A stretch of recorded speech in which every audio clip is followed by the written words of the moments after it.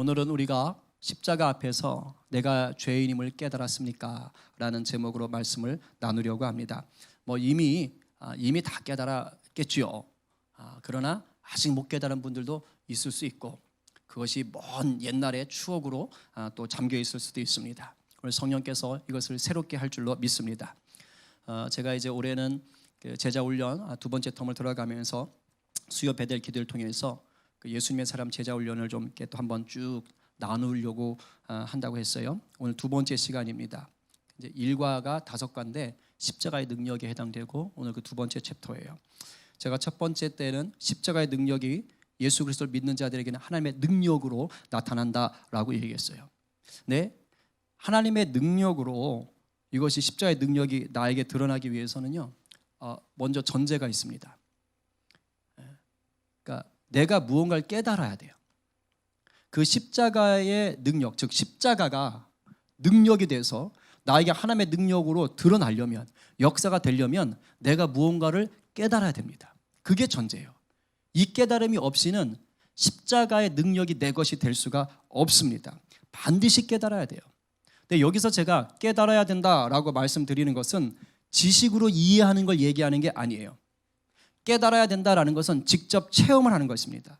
체험하고 나서 비로소 아하, 이런 거였구나 라고 그렇게 아는 거예요.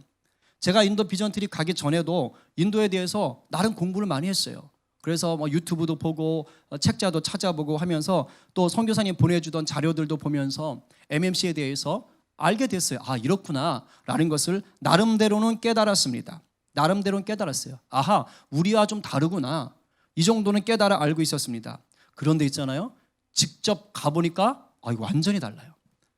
일단 갔다 오니까 그냥 유튜브로 보고 글로 보고 보내주신 편지로 보던 거하고는 이게 잽이 안 돼요. 정말 확실하게 알게 되는 거예요. 물론 얕지요. 겨우 일주일 갔다 왔는데. 그러나 제가 직접 그 땅을 밟아보기 전보다는 인도에 대해서 확실하게 깨닫게 되는 것들이 있더라, 이 말입니다. 이게 중요한 거예요. 우리가 십자가의 능력이 우리에게 하나님의 능력으로 드러나기 위해서 우리가 어떠한 체험적 깨달음이 있어야 되느냐. 잘 들으세요. 바로 뭐냐면, 예수님이 아니었다면, 내 예수님이 아니었다면 나는 지옥에 갈 수밖에 없었던 죄인이었구나. 이 사실을 체험적으로 깨달으셔야 돼요. 알았니, 우리 도연이? 체험적으로 깨달아야 돼요. 예수님이 아니었다면 나는 지옥에 갈 수밖에 없었던 그런 죄인이었구나 라는 것이 어떤 이론이 아니라 그것이 사실로 내가 체험되어져서 깨달아져야 되는 겁니다. 근데 이 말은 우리가 교회 다니기 시작하면 귀가 따갑도록 듣는 말입니다. 아예 세뇌가 되도록 듣죠. 그런데 이것을 세뇌, 머릿속에 아주 그냥 박히는 정도로 머물면 그건 진짜 깨달음이 아니에요. 그건 그야말로 세뇌입니다. 세뇌일 뿐이에요. 내가 죄인이라는 말에 세뇌를 당해서 신앙생활을 하게 되면 어떻게 되느냐? 결국은 회의에 빠져요. 결국은 후회하는 거예요. 내가 진짜 예수 믿는 게 맞아? 내가 정말 구원받은 게 맞아? 교회를 30년, 40년, 60년을 다녀도 내가 지옥에 갈 수밖에 없었던 죄인이었구나 라는 걸 체험적으로 깨닫지 않으면요, 이렇게 되는 거예요. 듣기는 엄청 들었지요. 머릿속에 박혀있지요. 그런데 그걸 세뇌당한 수준에서만 내가 신앙생활을 하면 그러면 결국은 회의감에 빠지고 의심에 휘둘릴 수밖에 없습니다. 그러니까 끊임없이 뭐냐면 구원에 대한 불확실성에 시달리는 거예요. 조그만 어려운 일 닥치면 그러면 이거 내가 예수 믿는 거 맞냐? 왜 이러냐? 이렇게 되는 것입니다. 왜 이럴까요? 결론부터 말할까요? 내가 정말 죄인이었구나 라는 것을요, 체험적으로 깨닫지를 못하고 지식으로 알고 있는 거예요. 그냥 세뇌 당한 것뿐입니다. 우리 윤경자매님이 아르바이트 하던 커피숍 마님 아십니까? 전문 업체이기 때문에 제가 또 PR할 수 없어서 살짝 이름을 바꿨습니다. 점 하나 붙였어요. 마님 커피숍. 커피 드셔보셨어요? 많은 분들이 그 마님 커피가 맛있다 그래요. 근데 저도 그래서 마셔봤죠. 정말 맛있더라고요. 그런데 이렇게 생각해 봅시다. 제가 그 마님 커피를 먹어보지 않았어요. 마셔보지 않고 사람들이 맛있다고 얘기하는 것만 들었어요. 막 교인들을 만나는데 만나는 분마다 다 그 마님 커피 다 들고 쪽쪽 마시면서 와, 진짜 맛있다. 목사님 정말 맛있어요 라고 얘기하는 거예요. 그러니까 제가 그 얘기를 하도 들으니까 그렇게 커피 들고 있는 사람들 하도 보니까 이제 제가 뭐라고 생각할까요? 아, 마닌 커피는 진짜 맛있구나라고 생각을 합니다. 근데 우리 교회 세 가족이 왔어요. 근데 그 세 가족이 커피 매니아예요. 그래서 저한테 그런 거예요. 목사님, 혹시 이 주변에는 맛있게 커피 하는 집이 없나요? 그럼 제가 뭐라고 하겠어요? 당연히 마님 가세요. 거기 커피 맛있대요. 처음에 이렇게 얘기하는 겁니다. 처음에는 맛있대요. 근데 그 세 가족도 가더니 진짜 먹어보더니 진짜 맛있대. 다음에는 두 잔을 들고 와. 나는 안 줘. 그러면서 막 혼자서 다 먹고 있는 거예요. 이제 그걸 보고 나니까 진짜 맛있구나. 근데 그 다음에 또 세 가족이 온 거예요. 그래서 커피집 뭐 맛있는 데 없나요? 이제 제가 어떻게 얘기할까요? 마님 가세요. 거기 맛있어요. 제가 이제 이렇게 얘기해버린 거예요. 맛있어요. 지금 뭐라 그래요? 진짜 맛있어요. 이렇게 얘기하는 거예요. 근데 제가 진짜 맛있어요 라고 얘기하려면 그 전에 제가 반드시 뭘 해야 되죠? 그 커피를 먹어봤어야 되는 거예요. 그 커피를 반드시 먹어봐야 되는 거예요. 그런데 먹어보지도 않은 주제에 확신에 차가지고 마님 가세요. 거기 커피 맛있어요. 이렇게 얘기를 해버렸어요. 어떻게 이런 일이 벌어지죠? 수많은 사람들이 말한 것을 듣고 제가 뭐 한 거예요? 믿어버린 거예요. 그런 줄 알고 믿어버린 거예요. 세뇌 당한 겁니다. 물론 이 세뇌 당하는 게 무조건 나쁜 것은 아니에요. 자, 수많은 사람들이 이구동성으로 마님 커피 맛있어요, 맛있어요, 맛있어요 한다면 적어도 그 말은 그 집 커피는 맛있다라는 건 보장된 거예요. 거짓말일 확률은 줄어듭니다. 그리고요, 이게 신앙이 자라는 거하고 똑같아요. 우리 신앙이 자랄 때 이 과정을 그대로 거쳐요. 왜냐하면 교회에 오자마자 등록하자마자 방문하자마자 갑자기 십자가의 능력이 깨달아지고 내가 죽을 죄인이었구나 주여 하면서 무릎 꿇고 통에 자복하는 사람 못 봤어요. 그런 경우는 거의 없습니다. 있을 수도 있죠. 그러나 그런 경우는 거의 없어요. 다 어떻게 되느냐? 그냥 나와봐요. 십자가의 능력을 먼저 깨달은 사람들이 우리 가봅시다. 예수 믿어봅시다. 그래가지고 와보는 거예요. 그렇게 해가지고 그런 사람들의 간증도 듣고 얘기도 듣고 설교도 들어가면서 그러면서 이렇게 자라가는 겁니다. 그러다가 한번 뒤집어지는 역사가 있는 거예요. 있는 겁니다. 그러나 분명한 것은 뭡니까? 제가 직접 마닌 커피를 먹어보지 않고는 마셔보지 않고는 진짜 그 맛을 알 수 없다는 건 분명한 사실이에요. 제가 남들에게 진짜 맛있어요, 진짜 맛있어요 이 말을 할수록 저는 뭐 하는 걸까요? 거짓말하는 거예요. 그리고 그럴수록 제 안에 뭐가 쌓일까요? 의심과 불편함이 쌓이는 거예요. 제가 그 말을 할수록 제 안에 뭐가 들어올까요? 진짜 맛있을까? 대체 어떤 맛일까? 나 아직 안 먹어봤는데. 이런 생각이 들 수밖에 없는 겁니다. 여러분, 신앙생활이 똑같다는 거예요. 내가 죄인이라는 이것을 지식으로만 말로만 듣고 그것을 요즘 무슨 학습법에 뇌새김 학습법 이런 게 있더라고요. 그냥 디립다 머릿속에 집어넣어가지고 뇌새김하듯이 막 반복해가지고 나의 지식으로 또는 나의 신념으로 그것을 붙잡으려고 하잖아요. 그러면 진정한 십자가의 능력 있는 신앙생활은 할 수가 없습니다. 왜요? 맛보지 않았기 때문이에요. 내가 죄인이라는 사실은 세뇌나 신념으로 깨닫는 것이 아니고 체험을 통해서 깨달아지는 것입니다. 그런데 누구든지 진짜로 예수님의 십자가가 날 위한 십자가였구나 라는 것이 와 닿으면, 그것이 믿어지면 그런 분명한 죄사함의 체험을 할 수밖에 없습니다. 그게 바로 십자가가 주는 능력인 거예요. 십자가를 통해서 그 앞에서 나는 죽고 예수로 사는 삶이 분명하게 내 가운데 결단이 되잖아요. 그런 사람은 누구라도 내가 죄인이었구나 라는 그 체험을 반드시 하게 되어 있습니다. 다시 말하지만 이 체험은요, 단순히 내가 고개를 끄덕이는 정도로 그렇구나 그런 게 아니에요. 정말 내가 얼마나 나쁜 인간인지 이것이 깨달아지는데 그것 때문에 못 견디는 겁니다. 견딜 수가 없는 거예요. 그래서 가슴을 치고 땅을 치고 뜨거운 눈물을 흘려가면서 주 앞에 회개하는 그런 사건들이 일어나는 거예요. 물론 사람에 따라 조금 액션은 다를 수 있어요. 정말 소극적인 분들은 막 떼굴떼굴 구르지 않아도 아주 깊이 통해 안에 있을 수 있어요. 그러나 그것이 표현되어진다면 똑같다는 거예요. 그냥 내가 죄인이네 이런 식으로는 그런 식이 아니라는 거예요. 정말 견딜 수 없는 거예요. 견딜 수 없는 것을. 생각해 보십시오. 제가 실수했어요. 그래서 죄 없는 수많은 사람들이 저 때문에 아주 비참하게 죽었다고 합시다. 근데 그 사건을 제가 만들어 놓고 제가 그 사건을 대하면서 이렇게 얘기하는 거야. 아이고, 내가 큰 잘못했네. 아이고, 어떡하지? 이렇게 얘기한다면, 여러분들이 그것을 듣고 있다면 제가 정상으로 느껴지세요? 정말 내가 잘못했다라는 것이 느껴지세요? 어림도 없죠. 이런 건 아니에요. 이건 정말 그 죄를, 내 잘못을 통해하는 것이 아닙니다. 만약에 나 때문에 수십 명이 그렇게 비참하게 죽었다면 어떻게 해야 되는 거예요? 뒤집어져야 되는 거예요. 떼굴떼굴 구르면서 어떡할 거 어떡할 거 어떡할 거 어떡할 거 난리가 나야 되는 것입니다. 식음을 전폐해야 되는 것이죠. 근데 그냥 그렇게 해놓고도 내가 잘못했네. 이건요, 죄를 깨닫지 못한 거예요. 아직도 자기가 얼마나 큰 죄인인지를 모르는 것입니다.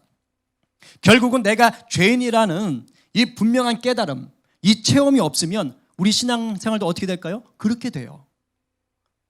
이 깨달음 없이 신앙생활을 오래 할수록 어떻게 되는 줄 아세요? 내 열심, 내 의로 신앙생활을 하게 됩니다. 왜요? 십자가를 경험을 못했거든요. 못한 거예요. 지식으로 아는 거예요. 짬밥으로 아는 거예요. 경력으로 아는 거예요. 그러니까 안 되는 것입니다. 그러니까 신앙생활 오래 할수록 뭐 하는 거예요? 내 열심이 강해져요. 교만하게 됩니다. 남을 판단하고 정죄하는 실력만 늘어가요. 자꾸 종교생활에 치우칩니다. 신앙의 뿌리가 제대로 박히질 않아요.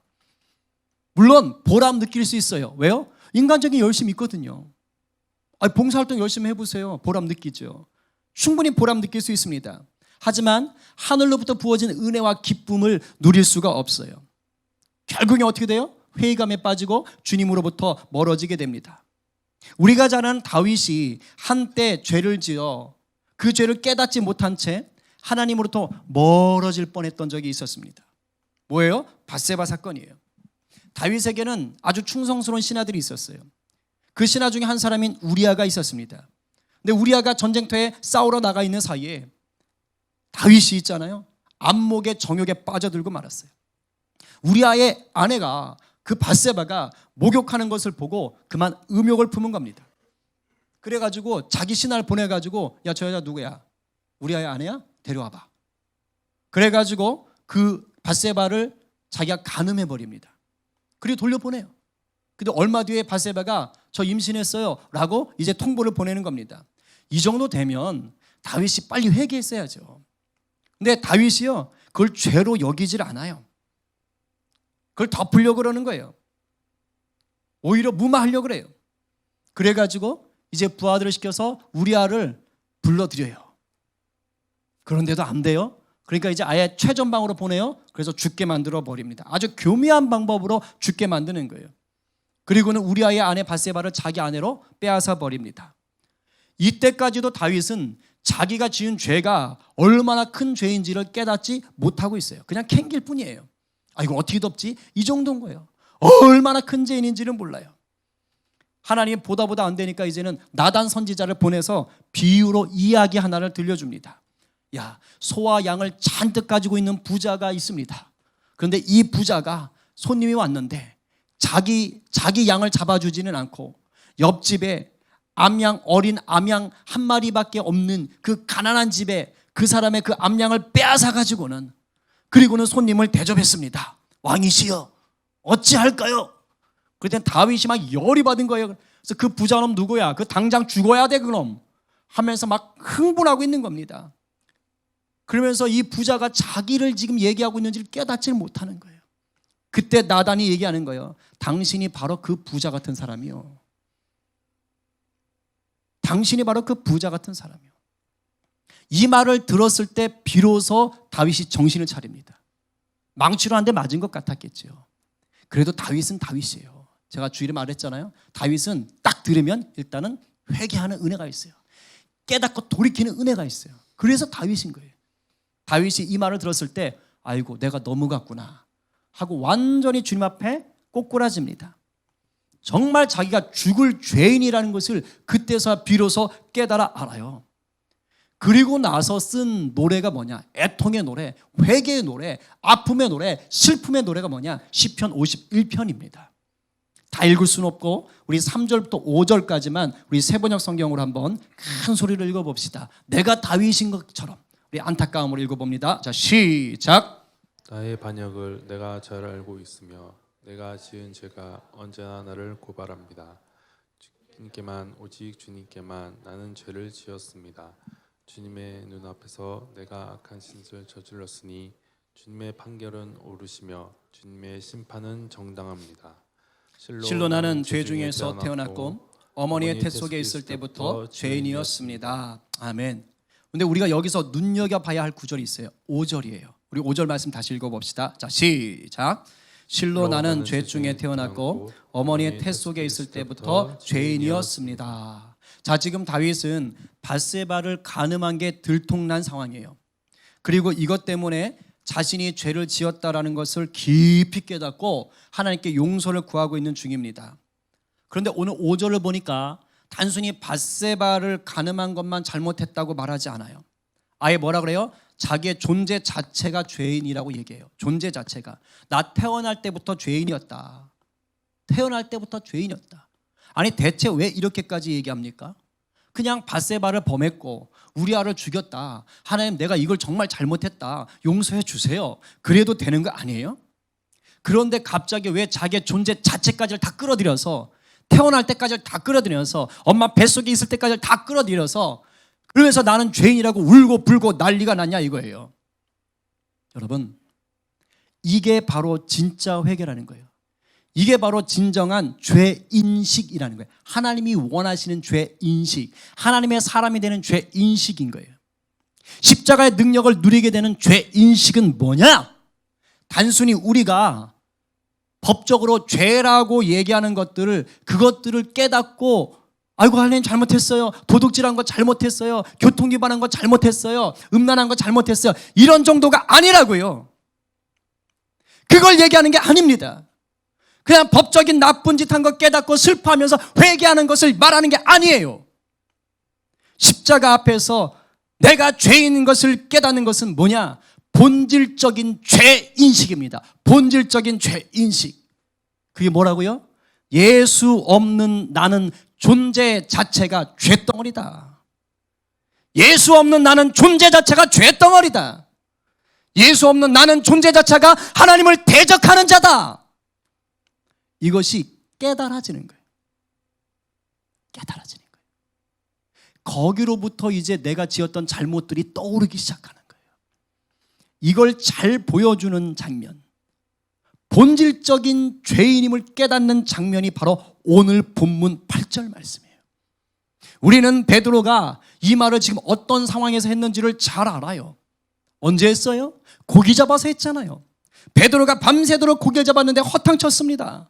그런데 예수님이 이봐 베드로 깊은 데로 가서 그물을 던져봐 라고 얘기하는 거예요. 아침 시간에 고기 안 잡힙니다. 베테랑 어부의 지식으로는 말도 안 되는 거예요. 그러나 예수님이 말씀하시니까 한번 들어봐야겠어. 그리고 진짜 그 아침에 깊은 데로 가서 그물을 던졌습니다. 그랬더니 어떤 일이 벌어졌습니까? 평소 같으면 절대 잡히지 않을 만한 상황이에요. 그런 일이 일어날 수가 없는 거예요. 근데 예수님 말씀을 따라서 갔더니 그물이 찢어질 정도로 고기가 많이 잡혔다고 얘기합니다. 로또 맞았어요. 도저히 자기 배에 다 끌어올릴 수가 없어서 가까운 데 있는 배를 부릅니다. 친구 배 불러서 어서 와 어서 와 어서 와. 그리고 고기를 나눠 실었더니 두 배가 가라앉을 정도가 되었다고 얘기합니다. 바로 이런 상황이에요. 근데 지금 이 상황에서 베드로가 예수님께 뭐 잘못한 거 있어요? 하나도 없습니다. 1도 없어요. 베드로는 그저 예수님이 하라는 대로만 했을 뿐이에요. 오히려 칭찬해 줘야 됩니다. 그런데 이런 상황에 고기를 대박 많이 잡고 나서 하는 말이 뭡니까? 할렐루야 대박 났네 얼쑤 좋다. 예수님 저랑 동업합시다. 이렇게 얘기했습니까? 아니요. 말도 안 되는 소리랍니다. 주여 나를 떠나소서. 나는 죄인입니다. 벌떡 무릎을 꿇고 그렇게 외치는 거예요. 전혀 상황에 맞지 않는 외침이에요. 거기서 좋아서 춤을 춰야지. 빨리 예수님하고 동업을 체결해야지. 왜 거기서 꿇어 엎드려 가지고 주여 주여 떠나세요, 나는 죄인이요 죄인이요 이렇게 말을 합니까? 이게 뭔지 아세요? 그 전까지는 베드로가 예수님을 사람으로 봤어요. 그냥 몫으로 봤어요. 그러나 조금 전 시간에 말씀을 듣고 또 예수님의 그 말씀에 순종해 고기가 잡힌 것을 보는 그 순간 이제는 사람이 아니라 하나님의 아들 그리스도로 만난 거예요. 하나님의 아들 그리스도. 똑같이 늘 보던 사람인데 이제는 달라요. 하나님의 아들 그리스도. 전능하시고 죄가 없으신 하나님의 아들로 만난 겁니다. 그 순간 뭐가 깨달아지는 거예요? 자기의 피조물로서의 실체, 존재의 실체가 깨달아진 겁니다. 그 전까지 베드로는 자기랑 똑같은, 예를 들면 자기도 검은 옷 입고 사람들도 다 검은 옷 입고 있는 거예요. 검은 옷 입고 검은 옷 입은 사람을 만나니까 내가 검은 옷 입었다는 생각이 안 들었던 겁니다. 더럽다는 생각이 안 들었어요. 근데 지금 자기 앞에 누가 서 있어요? 깨끗한 새하얀 옷을 입은 사람이 서 있는 것입니다. 그러니까 엄매 내 옷 왜 이렇게 시커매? 이것이 확 깨달아졌던 거예요. 여러분 그런 경험 없습니까? 뭔가 좀 이렇게 영적으로 센 분들 만나면 좀 움찔하는 경험 없습니까? 저 그런 경험 있어요. 제가 97년도에 두란노 올레이션 경배와 찬양 캠프에 갔었어요. 그때만 해도 두란노 경배와 찬양이 전국을 휩쓸고 있었습니다. 하스테반 선교사님 아세요? 할렐루야! 이렇게 하시는 분이에요. 목소리 다 쉬셔가지고. 근데 이분의 영적 카리스마가 굉장했습니다. 굉장했어요. 그 잠실 메인 스타디움에 그 수만 명의 사람들이 다 모여있는데 거기서 할렐루야! 딱 외치면요 그 수만 명이 아멘! 하고 소리를 지르는 거예요.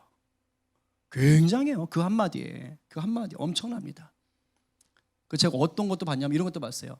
앞에 이제 그 하스티반 선교사님 나오기 전에 앞에 찬양을 막 합니다. 30분 정도. 그럼 밑에 이제 뭐 부사역자들이 하는 거예요. 그럼 열심히 신나게 찬양해요. 그럼 그때까지 사람이 막 손뼉 치고 막 할렐루야 하면 찬양합니다. 이제 그러다가 갑자기 조용해져요. 그러면서 목마른 사슴 딱 전주가 나와요. 아시죠? 목마른 사슴 딱 나와요. 그럼 이제 그 부교육자가 딱 들어가요. 그럼 이제 하스티반 선생님이 딱 나와요. 아버지 딱 이러면서 나옵니다. 그럼 진짜 웃겨요. 그럼 갑자기 저기서요 하면서 막 우는 소리가 막 들리기 시작하는 거예요. 그 한마디에 아버지. 그러니까 이 카리스마가 다른 겁니다. 아버지요 막 이러면 여기저기서 막 다 퍽퍽 쓰러지는 겁니다. 그러니까 20대 후반인 저에게는요 그 하스테반 선교사님의 영적인 카리스마는 정말 엄청났어요. 엄청났어요. 근데 제가 그 캠프 때 이제 이렇게 쉬는 시간에 화장실을 다녀올 일이 있었어요. 화장실에 다녀오고 딱 나오는데 하스테반 선교사님이랑 딱 마주쳤어요. 근데 한 1초 정도, 길지도 않아요. 1초 정도 눈이 딱 마주쳤습니다. 서로.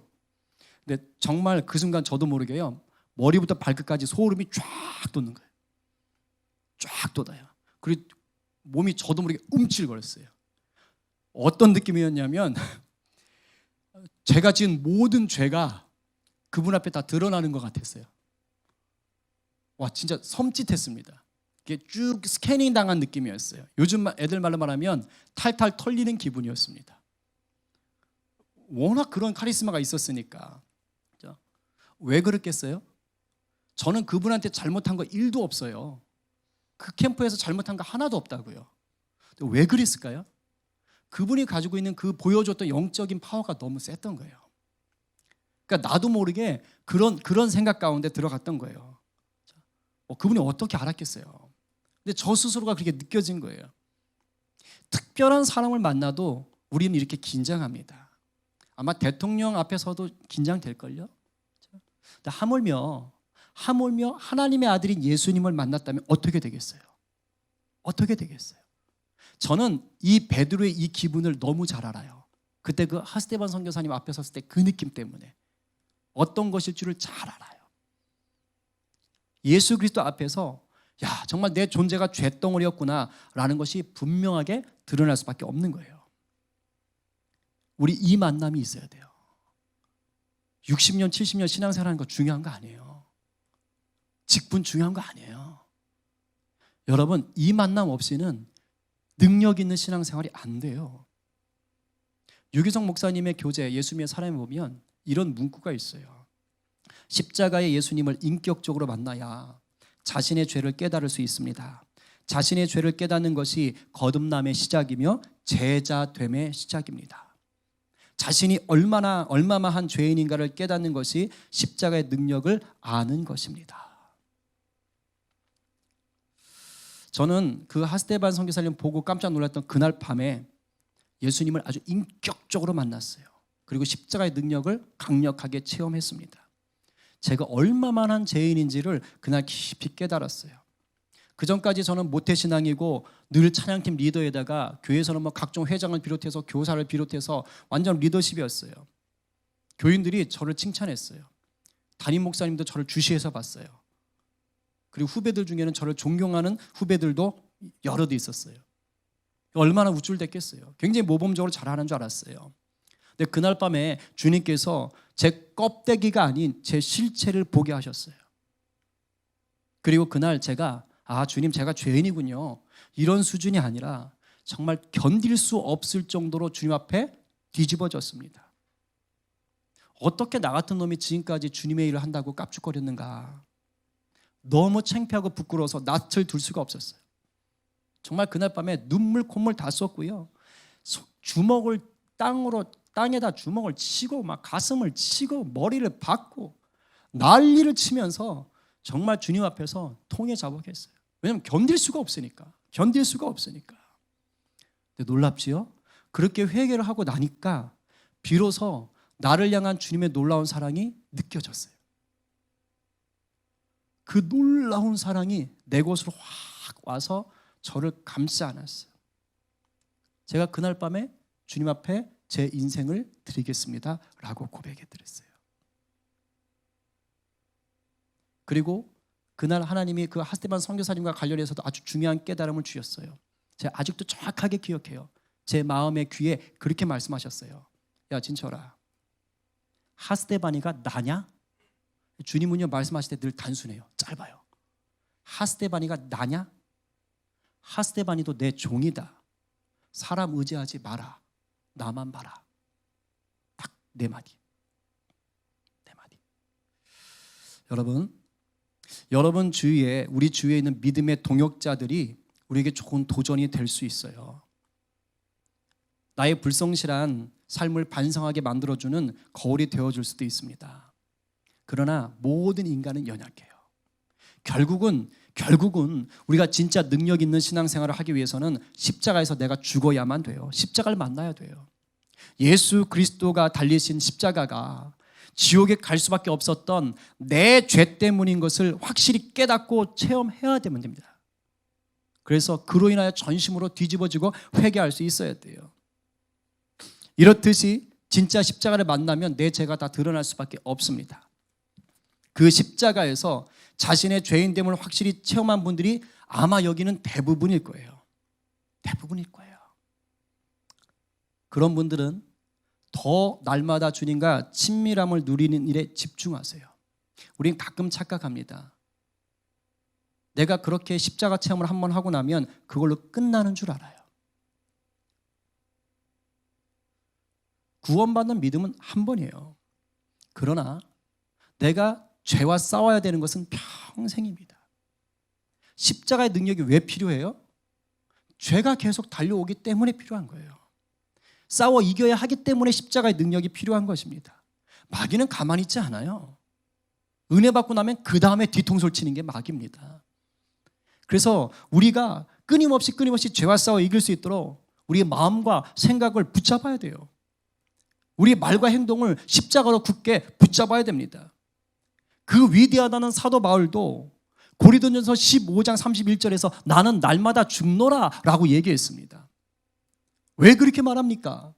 예수 그리스도의 십자가 체험을 진짜로 했다면 그 사람은 어떻게 된다고요? 날마다 죽은 자로 살아야 한다는 고백이에요. 날마다 죽은 자로 살고 있느냐? 그럴 때 비로소 그 사람이 뭘 누려요? 부활하신 예수 그리스도의 권세를 누릴 수가 있는 것입니다. 혹시 이 중에 남들에게는 숨기고 있지만 내가 아직 정말 죄인이구나라는 것을 분명하게 체험하지 못한 분들이 계십니까? 남들은 속일 수 있어요. 근데 주님은 못 속입니다. 간절히 구하세요. 주님의 은혜를 간절히 구하세요. 오늘 구하세요. 성령께서 내 눈을 열어주셔서 내 실체를 보게 해달라고 기도하십시오. 그래서 여전히 내가 주인 삼고 있는 것이 뭔지를 보게 해달라고 기도하세요. 예수 믿는 많은 이들이 예수 믿는다고 하면서도 돈, 자녀, 자기의 능력, 자기의 일, 이게 주인 된 사람 많습니다. 어떤 이들은 자기의 화려한 신앙 경력이 하나님 대신한 주인이 되어 있어요. 화려한 신앙 경력. 사도 바울이 그랬잖아요. 예수님 만나기 전에 그 자신의 화려한 신앙 경력이 자기의 프라이버시였다고요. 이런 것들이 붙잡고 있고 이런 것들에 붙들려 있는 한은 정말 내가 죄인이구나라는 깨달음을 체험할 수가 없어요. 물론 주님이 은혜를 부으셔서 그걸 깨주셔야 돼요. 그래서 은혜를 구하셔야 돼요. 성령께서 눈을 열게 해달라고 정말 간절히 기도하셔야 돼요. 오늘 하셨는데 안 됐어요? 내일 또 하세요. 내일 하셨는데 안 됐어요? 모레 또 하세요. 믿고 구하는 자에게 주님은 반드시 응답하십니다. 아멘이세요? 아멘이에요. 우린 포기하니까 그렇죠. 마귀가요 버텨요. 어디까지 한번 해보나 보자. 이기셔야 돼요. 간절히 믿고 구하면 반드시 주님이 역사하십니다. 이제 정리합니다. 예수를 믿으면 십자가의 능력을 반드시 누려야만 합니다. 무리만 크리스천인 것처럼 불쌍한 인생 없습니다. 그런데 우리가 십자가의 능력을 누리기 위한 첫 단추가 뭐냐? 내가 죄인이구나 라는 것을 깨닫고 체험하는 것입니다. 이것은 무엇과 같느냐? 그릇 안에 아주 더러운 오물이 썩은 것이 잔뜩 들어있어요. 그것을 내가 죄인임을 깨닫는 건 뭐냐? 이 오물을 다 걷어내는 거예요. 그리고 그릇을 깨끗이 씻는 겁니다. 그래야 그 다음에 뭘 넣어요? 새로운 음식을 넣을 수가 있는 거예요. 내가 이 죄인됨에 대한 분명한 체험이 없으면 계속 내 안에 뭐가 있는 거예요? 오물이 고여있는 것과 똑같은 거예요. 그러니 새 음식을 넣어봤자 되나요? 같이 썩어버리지. 다 빼놔야 돼요. 내가 죄인됨을 깨닫고 회개하는 것은 내 속의 모든 더러운 것들을 다 걷어내는 거예요. 이미 죄인됨을 깨닫고 죄사함의 은혜를 체험한 분들은 날마다 우리 이번 주 말씀이잖아요. 주여 내 마음에 정결한 마음, 정한 마음을 창조하여 주십시오. 간구하시고 사도 바울처럼 나는 날마다 죽노라 고백하면서 예수로 사는 삶을 선택하셔야 돼요. 그리고 아직 내가 진짜 죄인이구나 라는 것을 깨닫지 못하신 분들 낙심하지 마십시오. 오늘 붙잡고 계속 은혜를 구하세요. 주님이 반드시 만나 주십니다. 왜냐? 이미 주신 능력이에요. 이미 주신 능력. 내가 준비가 되면 누리는 겁니다. 내가 주님 아닌 것으로 주인 삼은 것들을 깨닫게 되는 이 밤 되기를 간절히 축원합니다. 주님의 은혜가 우리 모두를 새롭게 할 줄로 믿습니다.